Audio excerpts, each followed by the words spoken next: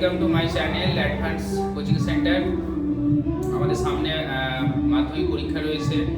তো মাধ্যমিক পরীক্ষার আমাদের ভূগোলের একদম হুবহু কমন এখান থেকে আসবেই, সেইভাবে একটু ভালো করে দেখতে হবে। 3 এবং 5 নাম্বার মতো।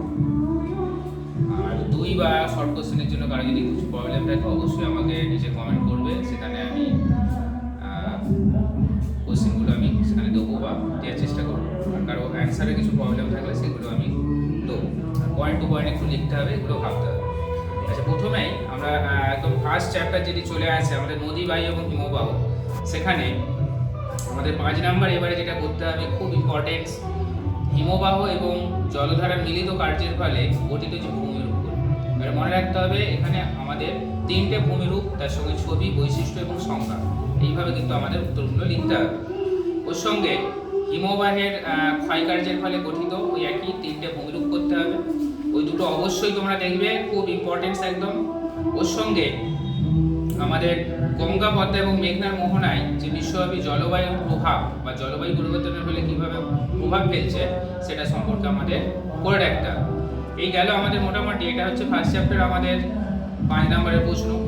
এবার 3 নম্বরের প্রশ্ন যেগুলো করতে হবে এই চ্যাপ্টার থেকে, সেটা হচ্ছে আমাদের নদীর মোহনায় বদ্বীপ গঠনের যে অনুকূল পরিবেশগুলো সেগুলো করতে হবে আমাদের। নদীর বহন কার্যের ফলে যে বহন কার্যের যে প্রক্রিয়াগুলো, সেই প্রক্রিয়াগুলো আমাদের করে রাখতে হবে। রসেমতানে এবং ড্রামলেন এর মধ্যে যে পার্থক্য, আর উষ্ণ মরু অঞ্চলে বায়ুর কাজ বেশি হয় কেন, এইগুলো আমাদের 3 নম্বর কিন্তু এবারে খুব ভালো করে করতে হবে। আর নদী উপত্যকা এবং হিমবাহের মধ্যে, উপত্যকার মধ্যে পার্থক্য দেখে রাখবে একটু। আর অনুদৈর্ঘ্য এবং বালখান যে বালিয়ারির মধ্যে পার্থক্য। তাহলে এটা আমাদের ফার্স্ট চ্যাপ্টার গেল, নদী, বায়ু, হিমবাহ। নেক্সট হচ্ছে আমাদের বায়ুমণ্ডল। বায়ুমণ্ডলে আমাদের 5 নম্বর এখানে এবারে করতে হবে, খুব ইম্পর্টেন্ট সেটা হচ্ছে আমাদের বায়ুমণ্ডলে যে স্তর বিন্যাস রয়েছে সেই স্তর বিন্যাস করে আমাদের ট্রোপোস্ফিয়ার এবং স্ট্র্যাটোস্ফিয়ার এই দুটো স্তরের বৈশিষ্ট্য সম্পর্কে আলোচনা করতে হবে। আর আমাদের পরিচলন এবং শৈলোৎক্ষেপ, এই দুটো যে বৃষ্টিপাত রয়েছে, বৃষ্টিপাত দুটোর প্রক্রিয়া সম্পর্কে আমাদের করতে হবে চিত্রসহ।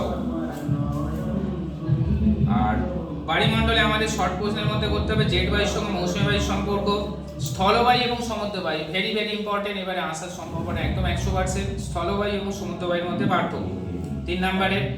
আর বায়ুমণ্ডলের উষ্ণতার তারতম্যের কারণগুলো, এগুলো দেখতে হবে ভালো করে। নেক্সট হচ্ছে আমাদের বায়ুমণ্ডল। বায়ুমণ্ডল থেকে ভেরি ইম্পর্টেন্ট প্রশ্ন এবারে 3 নম্বরে আসবে, সমুদ্র স্রোত সৃষ্টির কারণগুলো, খরাকটাল এবং মরাকটালের মধ্যে পার্থক্য, খুব ভালো করে করবে। আর জোয়ার ভাটা সৃষ্টির কারণগুলো। নেক্সট হচ্ছে আমাদের বর্জ্য ব্যবস্থাপনা। বর্জ্য ব্যবস্থাপনায় আমাদের করতে হবে এইবারে যে বর্জ্য ব্যবস্থাপনায় আমাদের 10ম শ্রেণীর যে ছাত্রছাত্রী তাদের ভূমিকা কি, অথবা বর্জ্য ব্যবস্থাপনায় শিক্ষার্থীর ভূমিকা। বর্জ্য ব্যবস্থাপনার প্রয়োজনীয়তা বা বর্জ্য ব্যবস্থাপনার গুরুত্ব কি করতে হবে, আর প্রকৃতি অনুসারে বর্জ্যের শ্রেণী বিভাগ করবে। এরপরে আমাদের আঞ্চলিক ভূগোলে হচ্ছে ভারতের ভূপ্রকৃতি। ভূপ্রকৃতি থেকে আমাদের যেটা করতে হবে 5 নম্বরে, ভারতের পূর্ব ভূগোল এবং পশ্চিম ভূগোলের মধ্যে পার্থক্য, খুব ইম্পর্টেন্ট। উত্তর ভারতের নদ নদী এবং দক্ষিণ ভারতের নদ নদীর মধ্যে পার্থক্য। ভারতের জলবায়ুতে মৌসুমী বায়ুর প্রভাব, পশ্চিম হিমালয়ের ভূপ্রকৃতি।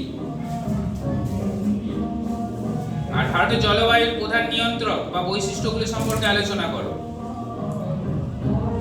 আচ্ছা, আমাদের পশ্চিম ঘাট এবং পূর্ব ঘাটের মধ্যে পার্থক্য 3 নম্বরে করতে হবে। আমাদের পশ্চিমবাহিনী নদী যেমন পদ্মা এবং নর্মদা এবং তাপ্তি নদীর মোহনায় কেন বদ্বীপ গড়ে ওঠেনি। আচ্ছা, আমাদের কৃষি থেকে করতে হবে চা, ভেরি ইম্পর্টেন্ট, চা, ধান, তুলা, এগুলোর অনুকূল পরিবেশ করবে।